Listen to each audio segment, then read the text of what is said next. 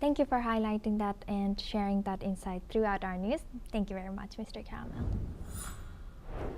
Now we move on. The UN Security Council has met amid growing concerns over Israel's actions in the West Bank. UN Political Affairs Chief Rosemary DiCarlo has warned that Israeli moves risk undermining peace efforts. Even as a fragile ceasefire continues in Gaza, she has described Israeli actions as a gradual de facto annexation, particularly in areas like Hebron. British Foreign Secretary Yet Cooper has stressed the need to prevent further destabilization. The U.S. has defended its approach, with Ambassador Mike Waltz highlighting the Board of Peace's focus on action. Meanwhile, Russia and Palestine has condemned the Israeli policies, calling them a breach of international law. Let's listen in. This is a pivotal moment in the Middle East. After years of devastating conflict and immense human suffering, there is an opening, one that could allow the region to move in a different direction. But that opening is neither assured nor indefinite.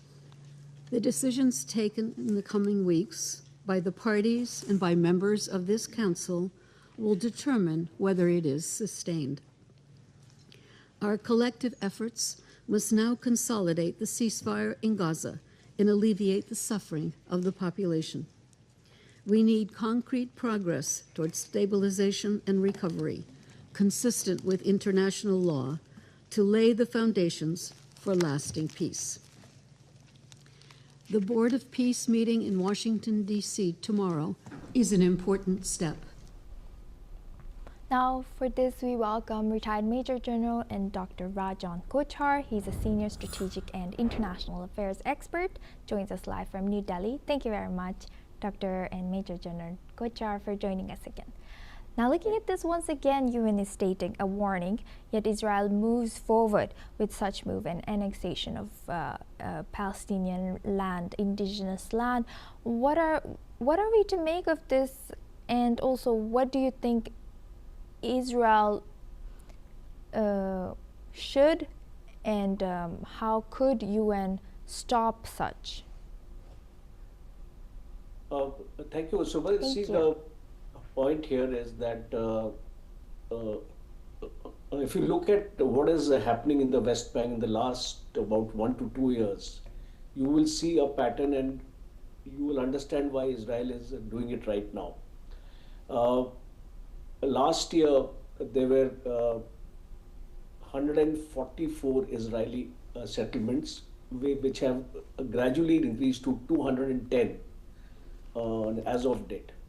And there are more than 100 Israeli outposts here. They keep on checking the movement of Palestinians, and some sort of harassment is being made to the people or the Palestinians who are staying in the West Bank. Approximately 7.7 lakh settlers are there right now. And this move of Israel is basically aimed at a faster migration of settlements into West Bank. And especially if you look at the law, it's quite contestable. Because it has restarted a land registration process in the occupied West Bank, the first since 1967. So this is important to understand that since 1967, this is the first time such a move is actually taking place. Now, what can the international community do to stop this, and what can the UN do to stop this? Because it's very, very clear now that Israel has the tacit approval of the United States. And with regard to the two-nation theory, I don't think that is being visualized. Now in the Security Council, United States has veto powers. So in case United States is on board with Israel as far as this is concerned, which is most likely, nothing will happen as far as UN is concerned, because this resolution is going to be vetoed. So UN can only make statements. UN will not be able to enforce it.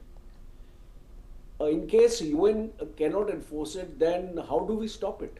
The next option comes Board of Peace. Now, a Board of Peace is being talked about in glowing terms, but as far as I'm concerned, that a peace in Gaza is also fragile, and if you look at the members of the Board of Peace, they are totally dominated by United States and Israel. So I don't think any of the members in Board of Peace are going to be heard, or their voice will matter as long as Trump decides that this has to carry on. So a Board of Peace also, I think, if you put it in the equation, it is out. What is the third option now? We discussed UN, we discussed Board of Peace. A third option is all the Muslim countries have now gone united and spoken against the resolution. Now my point here is speaking by itself doesn't mean anything.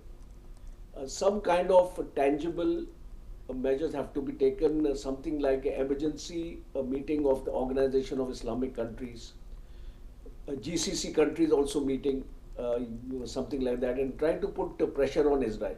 Because these kind of individual statements which are coming from countries, we have seen it happening earlier also, when the Gaza war was on and the Palestinians were being killed in huge numbers.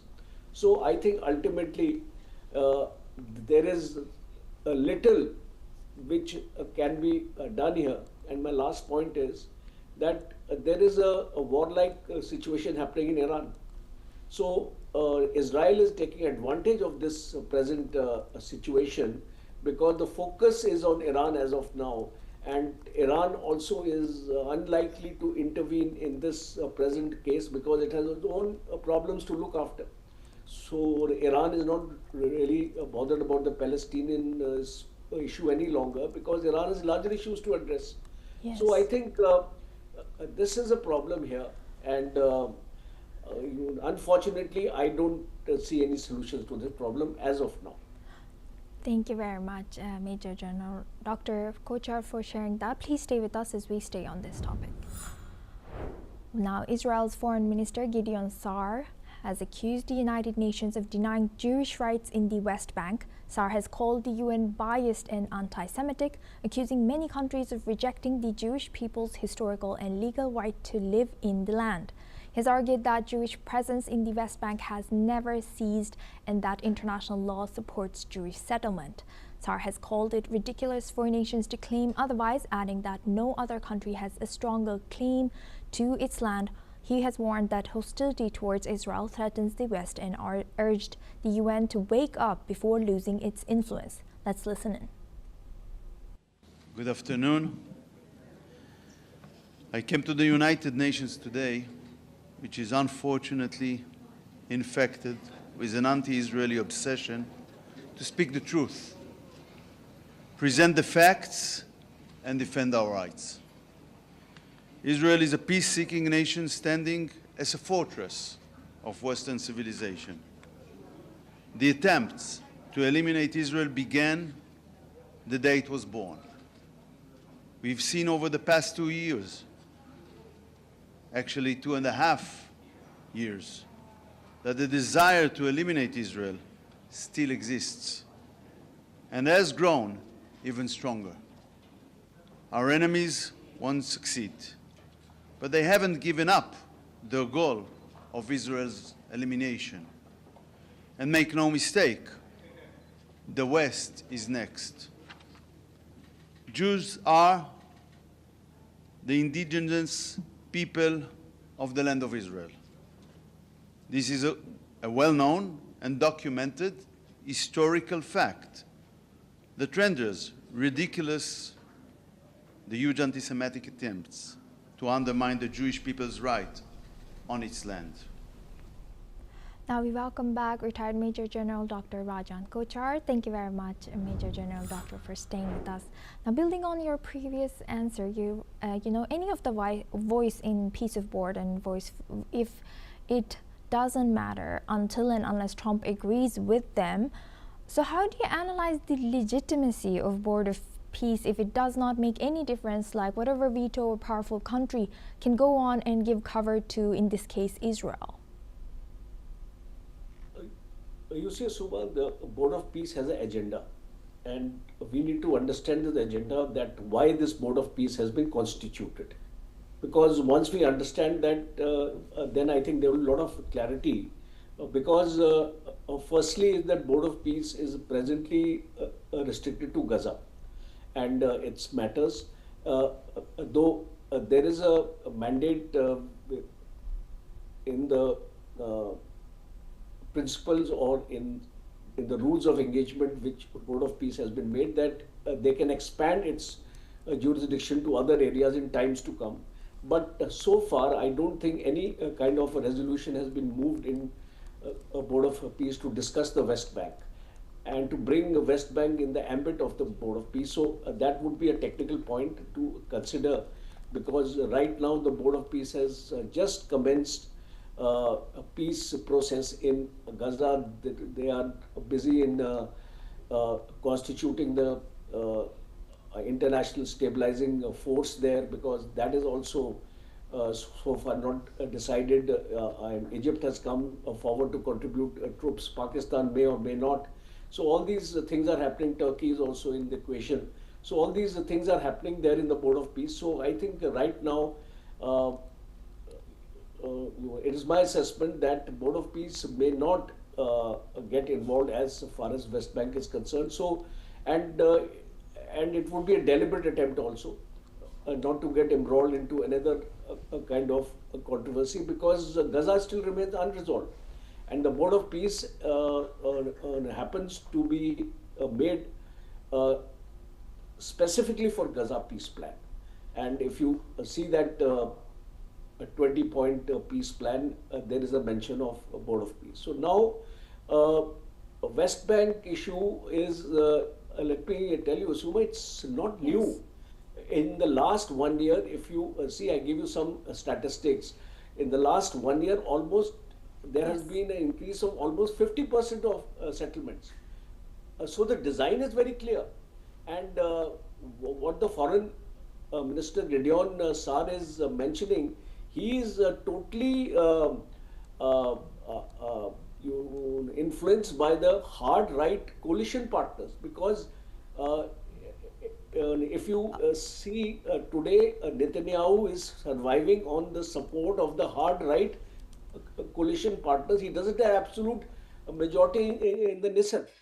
So problem here is that these hard right forces in Israel, they are wanting increased sovereignty in the West Bank area, and therefore the foreign minister is also to cater to the domestic politics. He is making such kind of statements which have no legal sanctity, because it's very, very clear. The UN laws are also clear on these issues and all, that you cannot create laws into a kind of a disputed area in a kind of a liberalized zone. Major So that is the reason. Unfortunately, Major General Doctor, we are cutting through to